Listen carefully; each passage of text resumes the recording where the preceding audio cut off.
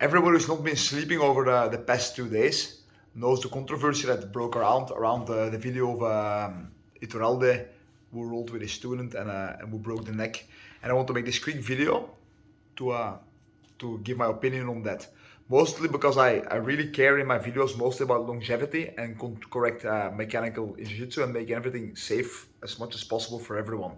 And I really feel that if I would have been the person on bottom in this video, then it would have been me who would have been injured. So first off, I also agree, I was thinking to make a technical analysis on that video as well, to see what happened and give my view on the move that happened in the video.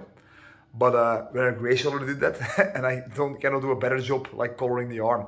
But also the first time that I saw when I look at the video, well, at first I saw like everybody else, okay, a guy jumps over, pretty sloppy, okay, looks like an accident, and it is an accident. Never did I see any malintent on either part. In fact, if you see right after, the person jumping over on top, straight away checks for the victim of the injury if he was well. So that's not something. So nobody who doesn't care for the well-being of his student, nobody does that. But what I did see straight away was that the arm indeed was strapped. The left elbow was indeed pinned to the side of the victim in this case. Now everybody says, and this is what bothers me the most in the video, right? That is the reaction of the overall community. That everybody says, that many people say, yeah, the white belt on bottom didn't do the correct reaction. Well, first of all, if your safety, as you as a student, or any grappler for whatsoever, regardless of level, if your safety depends on taking a split-second decision in that moment, then it means, let me rephrase. If you do an attack, okay, you make a move, and if the safety of your partner depends on him or her taking the correct decision in a split second, then it was not a safe move to begin with. So what you can see is that the elbow was pinned to the side, and the person on top, Iturralde, starts from right and drives the person forward. And everybody now says the person should have rolled, but I don't agree with that. Look, if my left elbow is strapped to me, it means I cannot post it unless I post with my head. So what I would do in this case, if I would do the opposite actually. Look, if you see the front roll is actually a rotation over your left shoulder, just like this. So the sensible thing to do in this case is to brace yourself to the other side, which means you actually tuck your chin in and rotate to this side and put another weight on your right hip, like as in the video. If you put your weight on your right hip, then it's harder for the person on the back to drive you over. If he still forces that on that moment, it means he did not use the ideal technique in that situation.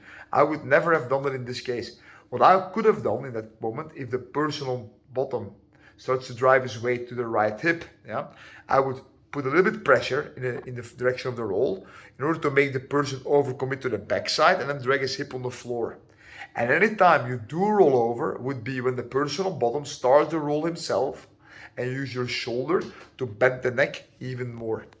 Now there's also the Leo Vieira backtake, where he jumps straight over, and you can also see in Leo Vieira's version that he actually uses his own head and actually his own shoulder to bend the neck also. Now, what my view on that is, and I might be wrong that Leo Vieira has a different take on it, but I think that kind of backtake worked really well many years ago. And I think at this point the defense is very much evolved past that point.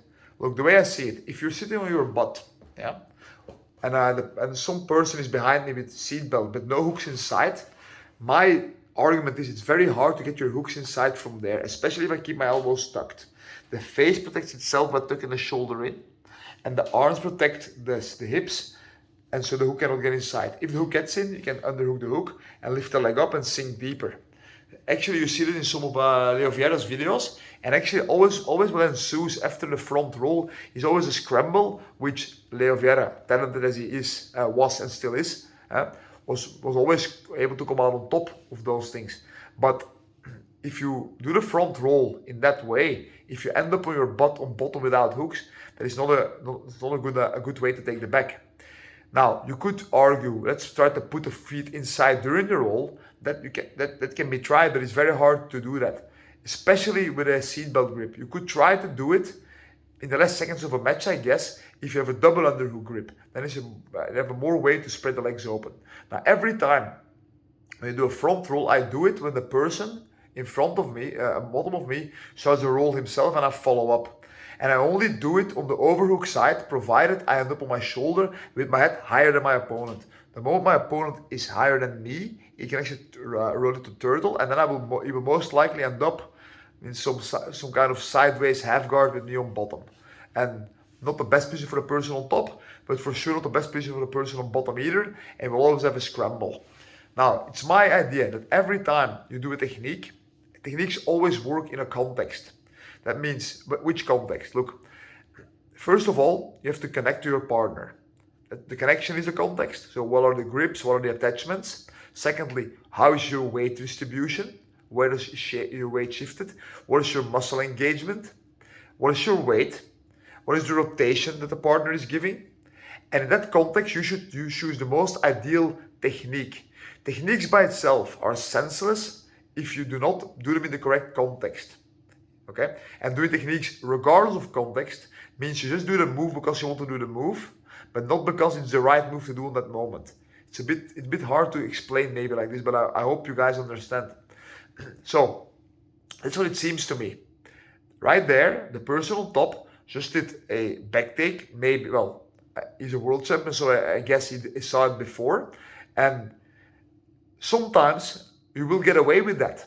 Why will you get away with it? Because I feel many people, overall jiu-jitsu, I train with many people a whole year. I teach many seminars. I go to many camps where there's hundreds of people around, yes? Even black belts that I roll with. And many people just use the technique because I want to do the technique, but not always in a reaction to what the partner is doing.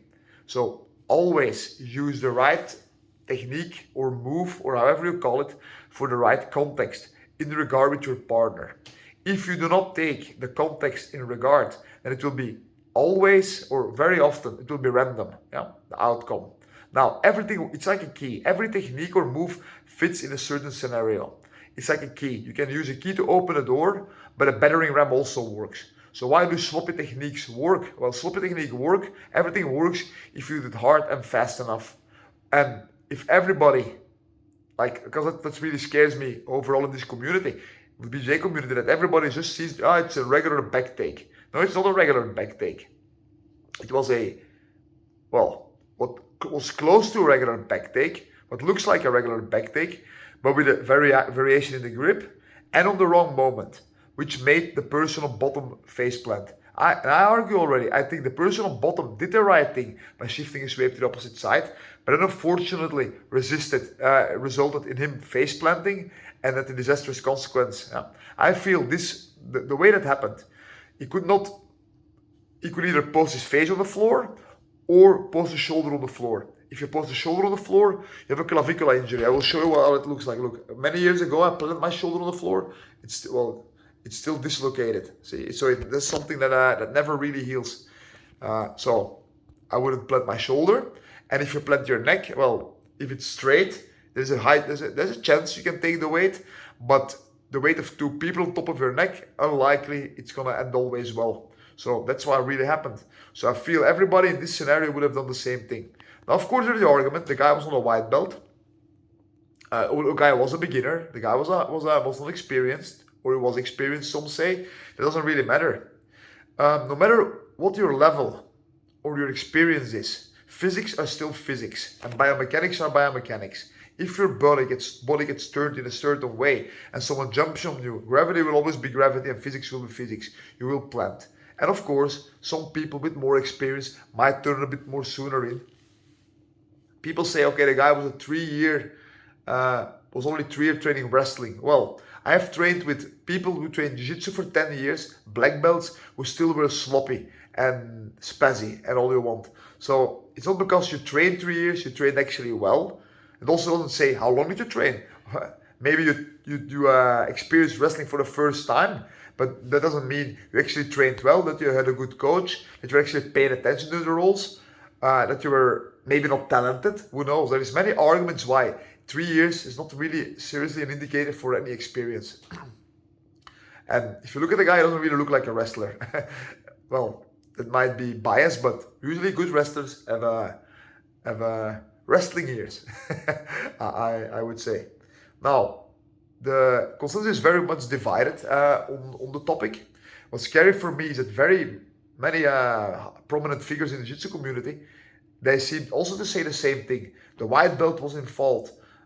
It's a regular backtake, and that's what really scares me. You always should have responsibility for what you do. I really say with the heart of my hand to my heart, that this thing, I can make freak accidents, I can do stupid things, obviously, but in this case, I would never have made that jump on that person. And I hope, and why I made this video is because, well, I don't want to be the next person, and my children also train jiu-jitsu. I don't want them to be at some point, or one of any of my students or any person at all, to be on the receiving end of a technique like this.